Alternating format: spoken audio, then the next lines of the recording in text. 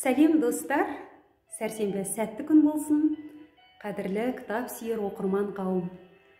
Тікелей эфирге қош келдіңіздер. Кітаптар әлемінде сіздермен бірге мен Салтанат Әбдіғали. Алдымен байланысты тексеріп алайық. Бейнем айқын көрініп тұрма, даусым анық естіліп тұрма. Комментарийға қосу белгісін қойып, жазып жіберсеңіздер қуанышты болар едім. Қош келдіңдер ажарым. Қайырлы күн Олжас. Көп рахмет, жақсы естіліп тұр дейді. Ендеше сіздерге бүгінгі кітаптар әлемінің қонағын қысқаша таныстыра кетейік. Бүгін бізде қонақта сыршыл ақын Айша Көпжасарова апайымыз. Ол кісі 1941 жылы 26 қыркүйекте Тараз қаласында дүниеге келген.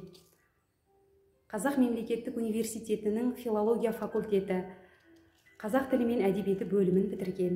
Алғашқы еңбек жолын Ақ жол газеті, бұрынғы Еңбек туы газетінде бастаған. Содан кейін 20 жылға жуық уақыт бойы Қаратау қаласында ұстаздық қызмет атқарған. Зейнетке шыққанға дейін Жамбыл облыстық Абай атындағы Қазақ драма театрының әдебиет бөлімінің меңгерушісі қызметін атқарған. Айша апайымыз Жамбыл облысына сіңірген еңбегі үшін төсбелгісімен марапатталған. Шұғыла, жаз келеді, бақытым менің, соны соқпақтар, аяулы қазақ қыздары, тал бесігім, таразым, ана жүрегі атты бірнеше кітаптардың авторы. Бүгін біз сіздермен ақынның Ақшуақ атты жыр жинағы жайлы сырласатын боламыз. Ендеше ақынның өлеңін оқып эфирді ашып алайық.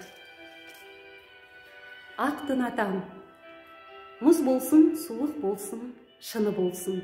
Ақ түсті ұнатамын, шыным досым. Көгімде әсем айым, жұлдыз әппақ, дос көңілі ақ болғасын жанға жақпақ.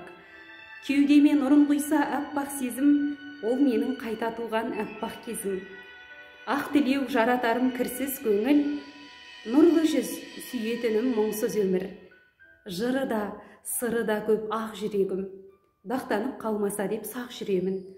Айтсам тура айтамын, ақ айтамын, малынсын ақ сәулеге арай таңым.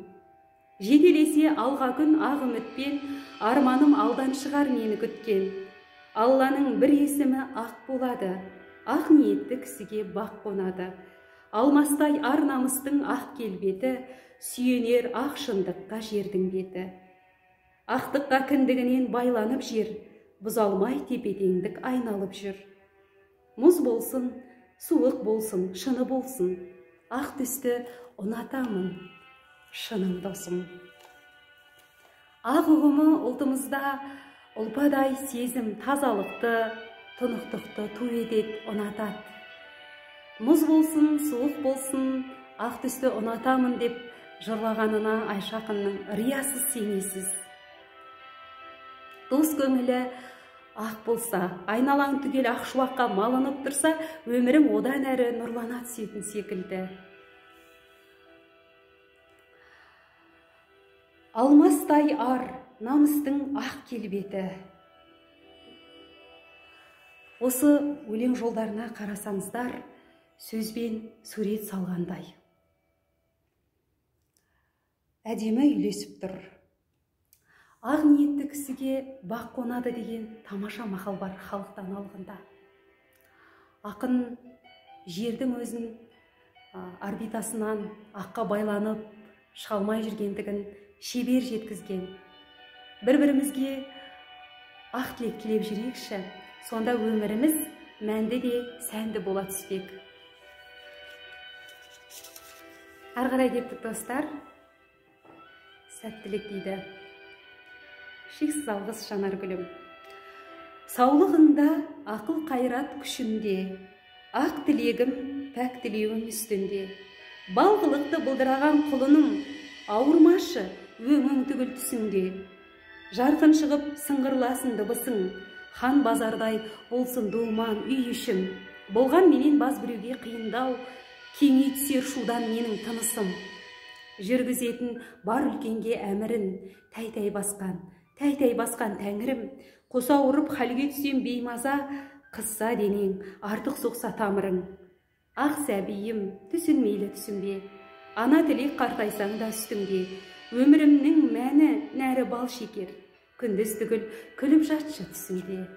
Ана жүрегі бала деп соғады. Ананың көңілі балада, баланың көңілі далада. Сенің табаныңа кірген тікен менің маңдайыма қадалсын деп тілейді аналар.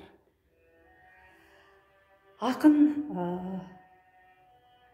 ауырмашы өңің түгіл түсіңде деп шырылдап, аналық жүректің үліпілін танытады. Барлығымыздың да аналарымыз осылай тілеп жүр ғой деп, еріксіз сезім құшағына берілесіз. Негізі ана туралы аналардың жазғаны шымыр шығады. Бұл өлеңді оқып отырып, ақынның мөп-мөлдір, кіршіксіз, шексіз сезімдерін аңғарамыз. Баласы ауырса, анасы онымен қоса ауыратындығын ақын жақсы жеткізген. Арғарай табиғат жайлы жырларға кезек берейік. Көл жағасында. Келдім тағы айдыныңда жүзуге, тереңіңнен меруерт моншақ сүзуге. Ақ толқынды асылымдай құшақтап, жалбызыңның жапырағын үзуге.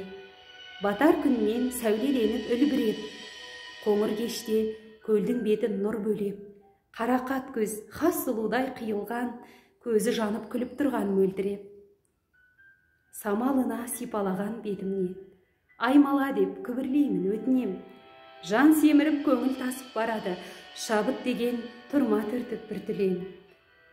Бала қыздың шашындайын жалбырап, мәжнүн талмен тербеледі бал құрақ. Күз кешіне қалыңдықтай еркелеп, қиылады қызыл шапақ албырап. Толқып түрем мың түрлі, кепкен бұта көңілім бұзды бір түрлі. Суып барам сүмбіленің суындай, сұлу сіңілім жарғабаққа ұмтылды. Бұл лирикалық өлең.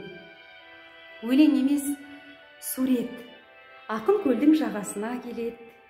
Көлдің суындай тап-таза сезімдерін жамыратады.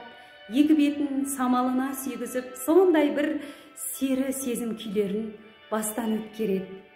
Бала қыздың шашындайын жалбырап, мәжнүн талмен тербеледі бал құрақ.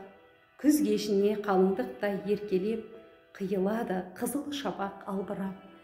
Қараңыздар, тұнып тұрған нәзік лирика мен сырлы сурет емес пе?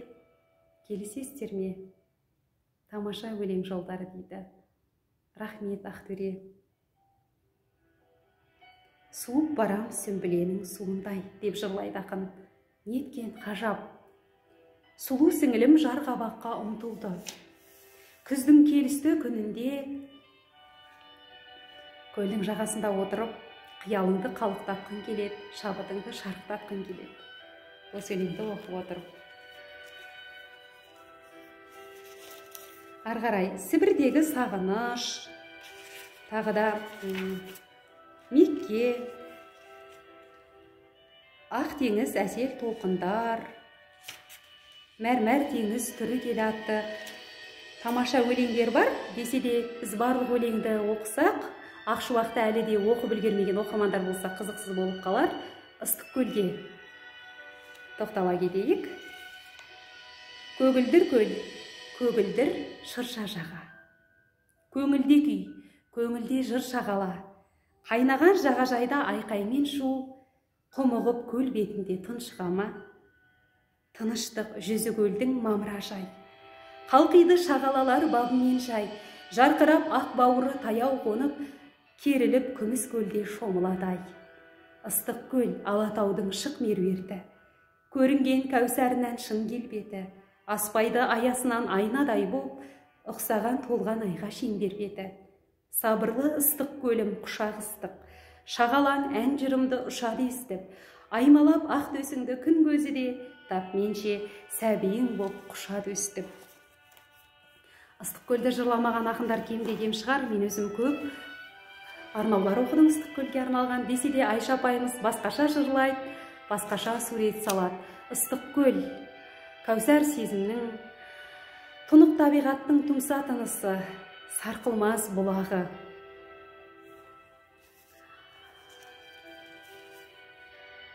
Жүректерге ыстық сезім ұялатқан көл, шағала көңіл шарқ ұрады, ақ бауыры жарқырап, шағалалар көлге қонады.